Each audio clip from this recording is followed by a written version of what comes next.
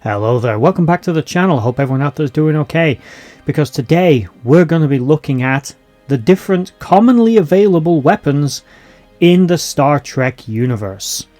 Now, to be clear, this isn't going to be every type of weapon, because of course there are various exotic weapons and rare weapons that are a little less common. And what I mean by common are your basic everyday weapons that your average Klingon on the street might be packing under his cloak. So, with that out of the way, like, share and subscribe. Comment down below if I miss any you think should have been on this list, your thoughts on the weapons on this list. And let's get straight into this. We'll start with the weaker weapons and we'll build our way up. This isn't going to be limited by century, by the way, because, you know, technology moves differently with different races, so different races have availability of different things. But these are the most commonly available, and the most basic commonly available weapon within the Star Trek franchise are lasers. What is a laser? A laser is, of course, the most simple type of weapon. It is a weapon that is basically, well, it's light, isn't it? And it basically fires a beam of light at the speed of light, and it cuts through stuff. Now, sometimes lasers in Star Trek can be, like in any franchise, Star Wars, they're not really lasers specifically. They actually have other things to them, because a laser is invisible. You can't see it. And when you can see it, which you often can in Star Trek, that means it's not really a laser. It's utilizing some kind of carrier wave of light energy, but it may be packing some other stuff along with it. But we're talking advanced level, higher sciences here, so who knows? But those are fairly basic. The Lysians and a few other races, including humans, have been seen to use lasers. Lasers are more used by Starfleet and humanity in an industrial capacity for cutting tools, implements. They're used for maintenance. They're also used in mining. But some races, as I said, like the Lysians, do still utilize them as a military piece of hardware. It just happens that to the Federation, it's not really a weapon that can even get cut through the hull of a starship, never mind get to its shields. Next, we've got the plasma weapon. Plasma weapons are often not given the love that they deserve, and plasma-based weapon systems vary. There are, of course, plasma torpedoes, which, incidentally, we are not covering torpedoes on this list. We're talking about the kind of weapons either a person could carry or be standard equipped to a ship. But I'm going to do energy weapons. I might do a separate list of the torpedoes.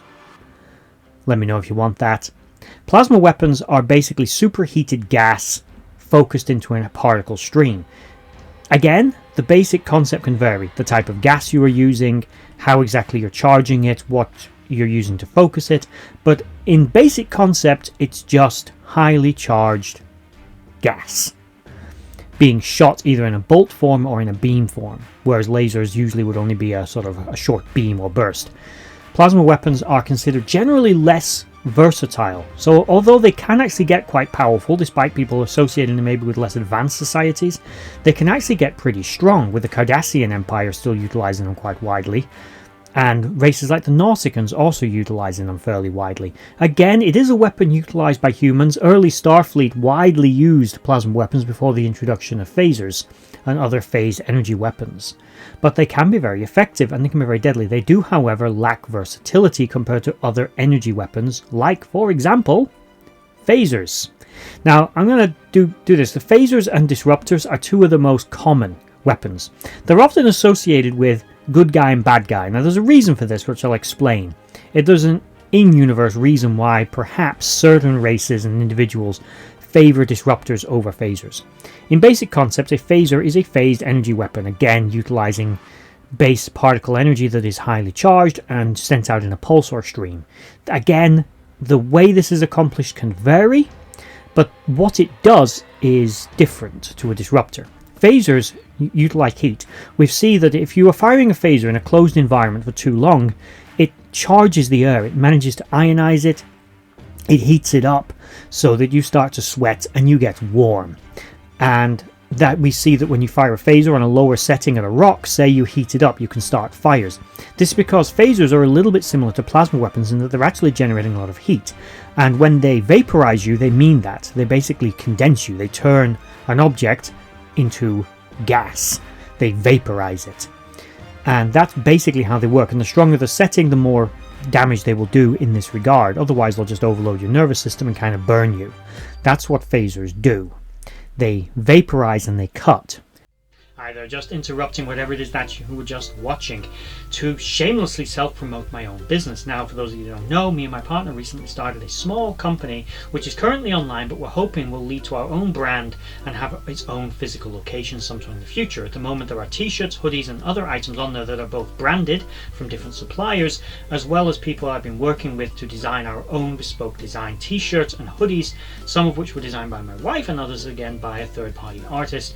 And it's all on the website currently now. It is still growing, but any help that you could give, if there's anything on there you like, just going to the website, looking at it, is helping the website get engagement. If there's anything you do happen to like on there, then that will also be fantastic and a great way to support this channel. At the moment, there's nothing particularly on there that is directly linked to this channel, other than the fact that I'm a little different as a person, generally speaking, and I've made a website that reflects something like that of my personality. I don't want to create a brand that's entirely normal, quote unquote, and wanted to go a little different. Now, at the moment, again, it is still in the early stages of its growth, but any help that can be provided by you would be greatly appreciated. And with that said, back to whatever it is you were just watching.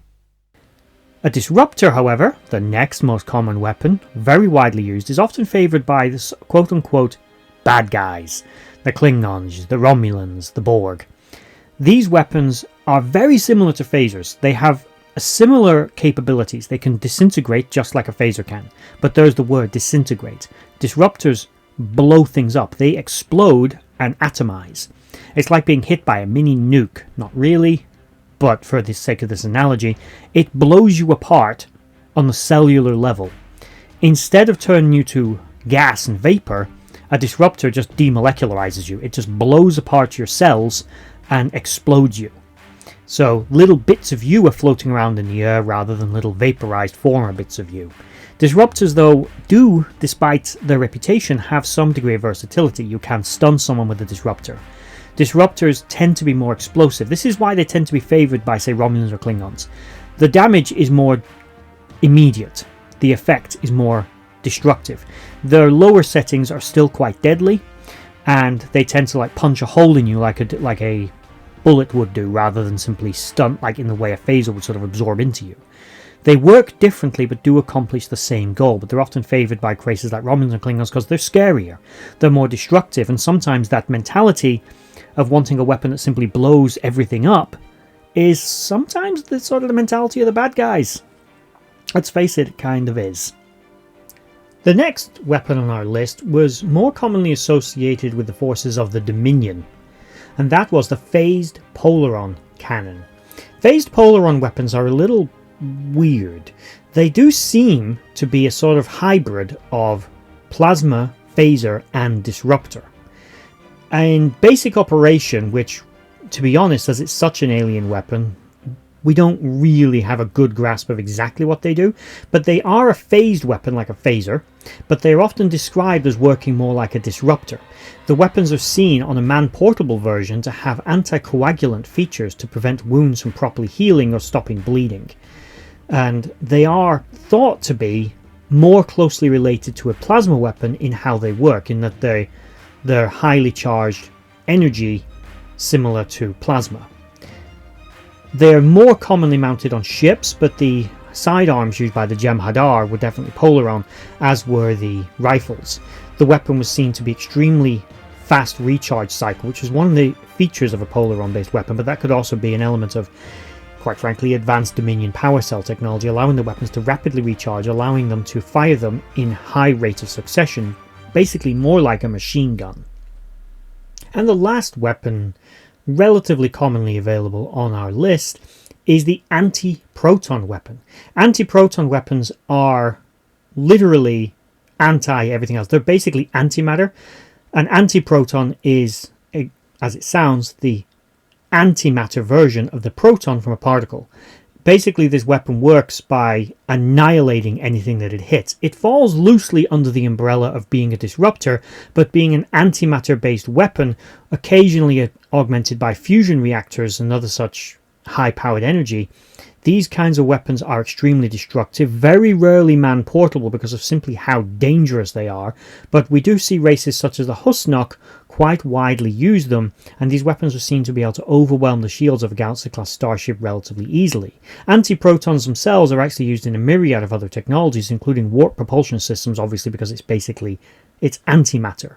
These weapons are basically concentrated beams of antimatter, so they will literally annihilate whatever they hit. It's the energy version of a photon torpedo. And a couple of honourable mentions of weapons that exist but are by no means commonly available, both man-portable and ship-mounted. We have the fairly odd and peculiar weapon utilised by the Borg, where they utilise a tractor beam modified to either deplete shields or hold the vessel in place while they cut it apart, weaponizing a tractor beam. We've also seen these used as a sort of repulsor style. Then there's the TR-116 rifle, a modern 24th century design of an older concept using chemical propellant. This idea came about for adverse environments on certain planets where the atmospheric conditions would react badly to a phaser or a disruptor or other energy-based weapon.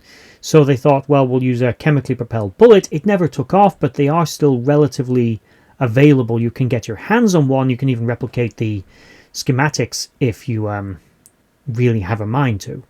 But it's still a relatively rare weapon. Another would be holographic weapons. And we have seen holographic weapons recreated where you've seen Tommy guns, Second World War era rifles and machine guns, all generated and capable of actually doing damage and killing people if the safeties are turned off. Another variant of the tractor beam is the Tholian web technology. This basically utilizes a very heavily modified type of tractor emitter to create a web in space which you can contain your target for whatever reason you might want to do that. We've seen a couple of different versions of this in both the Mirror Universe and the Prime Universe, and it's effective, albeit a bit unusual. Interferometric pulses are another relatively uncommon type of weapon which is more defensive but can be used offensively. These pulses create a scattering field that prevent target lock and also disrupt energy weapons being fired at the vessel in the first place. It only really works with swarm tactics, and we've only really seen it used by one race in the Delta Quadrant we simply know as the Swarm.